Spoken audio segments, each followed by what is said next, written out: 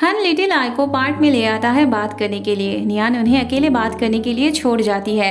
Little आई हन से एक के बाद एक सवाल करने लगती है, जैसे क्या उसके मम्मी पापा उसे इस दुनिया में नहीं लाना चाहते थे, क्या उसके पापा उसे नहीं चाहते थे, उसकी मम्मी पापा की ब्रेकअप कैसे हुई थी, वगैरह वगैरह। हन तब एक एक करके सब बताने लगता है। 13 साल पहले सोलो और उसकी पत्नी ऑपोजिट टीम में खेलते थे। ऐसे ही उनके बीच प्यार हो गया था। उसके 3 साल बाद अचानक से सोलो की पत्नी अपनी बच्ची को लेके सोलो के पास आ जाती है। तब घर पे हन होता है। वो उसे जानता तो था, पर तब उसे कुछ भी समझ में नहीं आ रहा था। बाद में सोलो और वो बात कर रहे होते हैं। सोलो के पूछने पे वो कहती है उसके अकेले की बस की बात नहीं थी उसे बड़ा करना। सोलो पूछता है तो फिर उसने बच्चा रखा ही क्यों और अभी उसके पास क्या करने आई है। वो कहती है उसके पास अपने आप को देखने के भी पैसे नहीं है और उसकी बच्ची बीमार है। वो उसे डॉक्टर भी नहीं दिखा पा रही है। जितने दिन उससे हो पाया वो उसे परेशान नहीं करने आई थी। अभी सच में उसके पास और कोई रास्ता नहीं बचा था। वो कहती है अभी तो उनका फाइनेंशियल सिचुएशन अच्छा है तो वो एक बच्ची को भी अच्छे से संभाल पाएगा। वो सोलो से भीख मांगने लगती है बच्ची को रखने के लिए। अगर उसे विश्वास नहीं है कि वो उसकी बेटी है तो वो उसे डीएनए टेस्ट भी करवाने के लिए कहती है। सोलो की हालात उस वक्त कैसे हो सकती थी ये तो तुम समझ ही रहे होगे। एक तरफ उसकी पत्नी और उसकी बच्ची थी और दूसरी तरफ आयशी। वो पागल होने लगा था। सोलो उससे पूछता है अगर उसने उनकी बेटी को जन्म दिया था तो ये बात उसने पहले ही क्यों नहीं बताई थी। तब वो कहती है उनके ब्रेकअप के 2 हफ्ते बाद उसे पता चला था वो 3 महीने की प्रेग्नेंट है। तब वो कैसे अबॉर्शन करती। उसने सोचा था वो उसे कभी परेशान नहीं करेगी और ऊपर से उनकी टीम भी धीरे धीरे ग्रो करने लगी थी। वो सब थोड़ा थोड़ा करके सक्सेसफुल होने लगे थे। ऐसे में वो कैसे उसे परेशान करने आती, पर अभी उसके पास सच में कोई रास्ता नहीं था। वो नहीं चाहती थी उसके बेटी की पापा रहते बिना इलाज के उसे एक बुरा लाइफ जीने को मिले। सोलो को समझ में नहीं आ रहा था उसे क्या करना चाहिए। ऐसे में आयशी बहुत गुस्सा होकर अंदर आ जाती है। सोलो उसे बाद में एक्सप्लेन करने की बात करता है, पर आयशी को तभी एक्सप्लेनेशन चाहिए थी।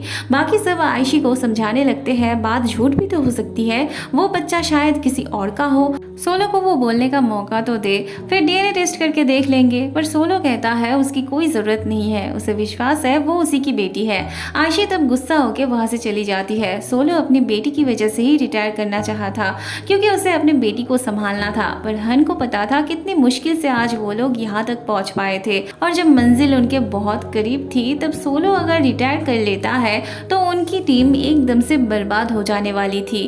हन कहता है वो सारा ब्लेम अपने ऊपर ले लेगा। वो कहेगा ये बच्ची उसकी है और वो आयशी के साथ पहले की तरह ही रहे। इस तरह से उनकी टीम पे भी कोई आँच नहीं आएगी। पर सोलो ऐसा नहीं करना चाहता था।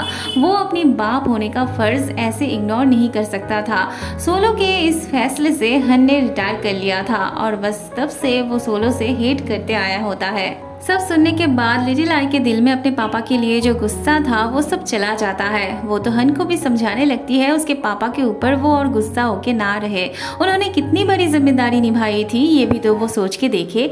हन कहता है वो उसे कभी माफ नहीं करेगा क्योंकि उसका अपना टीम के ऊपर भी जिम्मेदारी थी और उसने नहीं निभाई थी। उसकी वजह से सभी ने अपना गोल्डन टाइम वेस्ट कर दिया था। थोड़ी देर बाद लिटिल आई की मॉम आ जाती है। वो और उसकी बेटी अलग से बात कर रहे होते हैं। लिटिल आई अपने मॉम की हालत थोड़ा थोड़ा समझ रही थी, पर फिर भी उसके दिमाग में एक ही सवाल घूम रही थी कि उसके पापा के साथ उन्होंने ब्रेकअप क्यों किया था।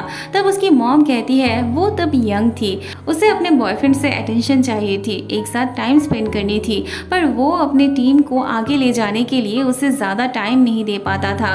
उसे पता था उसके लिए उसका काम कितना इम्पोर्टेंट थी, पर फिर भी उसे उसका साथ चाहिए था। उसे ज़्यादा टाइम ना दे पाने की वजह से उसने उसके साथ ब्रेकअप कर लिया था। लिटिल आई अपने मॉम के फीलिंग्स को महसूस करने लगती है। उस तरफ नियान उन दोनों को देखने में इतनी खोई हुई थी कि उसके सामने से हन आके उसके पास बैठता है और ये वो ख्याल ही नहीं करती। इसीलिए हन को देख के वो चौंक जाती है। हन की बातों से नियान को ये एहसास होता है कि उसने सोलो को बहुत पहले ही माफ कर दिया था। उस तरफ सोलो अपनी बेटी की चिंता में अपना तबीयत खराब कर लेता है। हन लिटिल आई को घर छोड़ने आता है। बाहर बारिश हो रही होती है है तो लिटिल आई की मॉम उसे गेट तक छोड़ने आती है। जाने से पहले लिटिल आई अपनी मॉम को हक करती है। लिटिल आई घर आके अपने पापा का भी ख्याल रखने लगती है। उसके अंदर अपने पापा के लिए जितने भी गिले शिकवे थे वो सब दूर हो गई होती है। सोलो अपनी बेटी से कहता है वो गलत था, पर लिटिल आई कहती है पूरी दुनिया गलत हो सकती है पर उसका पापा कभी गलत नहीं हो सकते। फिर दोनों ही इमोशनल हो पड़ते हैं। सोलो के पूछने पे लिटिल आई कहती है हन उसे छोड़ने आया था। फिर सोलो जल्दी से बाहर आता है उससे मिलने। वो उन्हें अंदर चलने के लिए कहता है पर वो मना करता है। बाद में लिटिल आई की मॉम आयशी से मिलने आती है। वो आयशी से पास्ट में जो कुछ भी हुआ उसके लिए माफ़ी मांगती है, पर आयशी तो उसे कब की माफ़ कर चुकी थी। हन नियान को दादाजी से मिलने चलने के लिए कहता है, पर नियान थोड़ी हिचकिचा रही होती है ब्रेकअप पैचअप इन सब चीज़ों से। फिर वो आ ही जाती है। दादाजी उसे देख के बहुत खुश होते हैं। वो हंस से नियान को उसके कमरे में ले जाने के लिए कहते हैं। जाते वक्त वो उसे बिल्ली के बारे में कहते हैं तो नियान हन से पूछने लगती है उसने अभी तक उस बिल्ली को अपने साथ ही रखा है, तो फिर उस दिन उसने झूठ क्यों कहा था।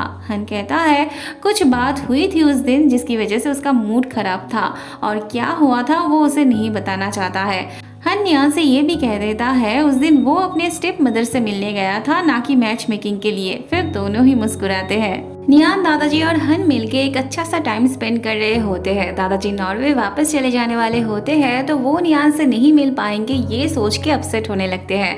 तब हन कहता है वो उसे उनसे मिलाने के लिए लेके जाएगा। तब दादाजी बहुत खुश होने लगते हैं। नियान को अब अपने मॉम को हन की तरफ करना था क्योंकि उनकी सहमति के बिना वो हन के साथ आगे नहीं बढ़ पाती। पर नियान की मॉम तो उसके सीनियर से बहुत ज़्यादा सेटिस्फाइड थी। इतना अच्छा लड़का वो अपनी बेटी के लिए गंवाना नहीं चाहती थी। बाद में नियान और उसकी मॉम यहाँ बात कर रहे होते हैं। नियान दादाजी के नॉर्वे चले जाने के बारे में कहती है, पर उसके मॉम को इससे क्या। फिर नियान कहने लगती है क्यों ना उनके जाने से पहले वो सब मिलके ओल्ड टाउन चले। वैसे नियान के मॉम को ये आइडिया बुरा नहीं लगता है। वो दादाजी को फोन करके इस बारे में बताती है। नियान तो बड़ी खुश हो रही होती है। अगले दिन हन और दादाजी नियान के घर के पास गाड़ी लेके आ जाते हैं। दादाजी हन से नियान को उनकी गाड़ी में ले आने के लिए कहते हैं। हन आके कहता है उनकी गाड़ी में बैठने की प्रॉब्लम हो रही है तो कोई एक उसकी गाड़ी में आ सकता है। नियान तो जाने के लिए रेडी हो जाती है, पर नियान की मॉम उसके भाई को जाने के लिए कहती है। बेचारी नियान कितनी खुश हुई थी हन की गाड़ी में जाने को लेके, पर एक ही पल में उदास हो जाती है। बाद में वो सब पहुंच जाते हैं। नियान सभी के लिए पानी, जूस, आइसक्रीम ये सब लेके आती है। नियान हन को आइसक्रीम देती है तो हन पहले उसे खाने के लिए देता है। फिर अचानक से नियान का भाई आके हन के हाथों से वो आइसक्रीम लेके खुद खाना शुरू कर देता है, जिससे नियान उस पर गुस्सा करने लगती है। उन्हें टाइम स्पेंड करने देने के लिए दादाजी नियान के भाई को अपने साथ हाथ धोने के लिए ले जाते हैं। फिर ये दोनों बात करते करते चलने लगते हैं। किसने कहा है हन अनरोमांटिक है। वो नियान को अपने करीब लाता है ताकि उसे धूप ना लगे। फिर वो ऐसे नियान को धूप से बचाते हुए चलने लगता है। बाद में वो सब उनके रिलेटिव्स के घर चले आते हैं। ये दादी माँ सबके बच्चे के बारे में सुनने लगती है। फिर आता है हन के बारे में जानना। हमारे इंडिया में जैसे किसी लड़की की उम्र होने पे उसकी शादी को लेके तरह तरह की बातें सुननी पड़ती है, वैसे ही वो हन के बारे में कहने लगती है। इतनी उम्र हो गई है फिर भी शादी नहीं किया। वो जब उनके उम्र के थे तब लड़के 25 साल में ही बाप बन जाते थे। वो तो हन को डिवोर्स भी कहती है। हन बहुत ज्यादा एम्बेरेस्ड होने लगता है तो वो बाहर जाने की बात करता है। नियान भी उसके पीछे पीछे जाने लगती है। चलते चलते वो दोनों यहाँ आ जाते हैं जहाँ बुजुर्ग लोग चेस खेल रहे होते हैं। हन भी खेलना चाहता है और वही जीतता है। वो दुकान के ओनर से खेल रहा होता है तो उसके जीतने पे वो उसे अपने दुकान से जूस देते हैं। ऐसा करते हुए दुकान की आधी जूस का बोतल हन जीत लेता है। दोनों यहाँ बात कर रहे होते हैं और ऐसे में नियान एक बच्चे को गिटार बजा के गाना गाते हुए सुनती है। नियान कहती है जो गिटार बजाते हैं वो बहुत हैंडसम लगते हैं। फिर हमारा हन उस बच्चे को नूडल्स खरीदने के पैसे देके कुछ देर के लिए उससे वो गिटार उधार में लिया होता है। एक गाना वो खुद से नियान को सुनाता है और एक गाना वो नियान के कहने पे गाता है। जाते वक्त हन नियान से इंडिविजुअल जाने के लिए कहता है क्योंकि फैमिली वाले उन्हें एक साथ देख के तरह तरह की बातें करने लगेंगे। फिर नियान अकेली ही जाने लगती है। हन नियान के लिए एक टॉय कैट लेता है। रात में नियान हन को मैसेज करके पूछती है वो सो गया है या नहीं। हन कहता है उसके बैग में उसने कुछ रखा है। नियान बॉक्स को खोलते ही घबरा जाती है। फिर नियान टॉय कैट को और हन असली बिल्ली को प्यार करने लगता है। अगले दिन दादाजी नॉर्वे वापस जाने वाले होते हैं तो हन उन्हें एयरपोर्ट लेके आता है। नियान को क्लास में गार्ड देना होता है तो वो दादाजी को सी ऑफ करने नहीं आ पाती है।